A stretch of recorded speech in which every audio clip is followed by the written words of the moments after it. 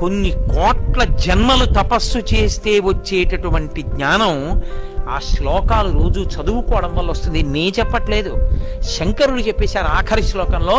సర్వాత్మత్వమితి స్ఫుటీకృతమిదం యస్మాదముష్మిన్ స్తవే తేనాశ్వశ్రవణాత్ తదర్థమననాత్ ధ్యానాచ్చ సంకీర్తనాత్.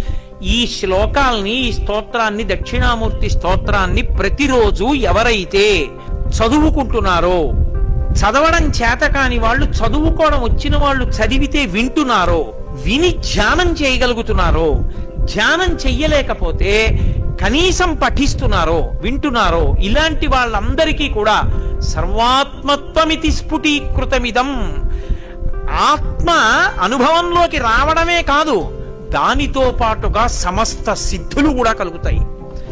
ఈ ఒక్క స్తోత్రమంత శక్తివంతమైనదని.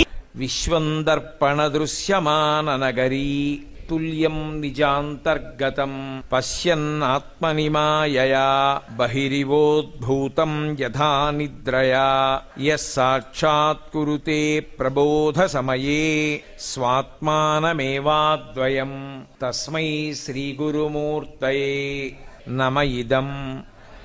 శ్రీదక్షిణామూర్తయే బీజస్యాంతరివాంకురో జగదిదం ప్రాంగ్ నిర్వికల్పం పునః మాయాకల్పితదేశకాలకలన వైచిత్ర్య చిత్రీకృతం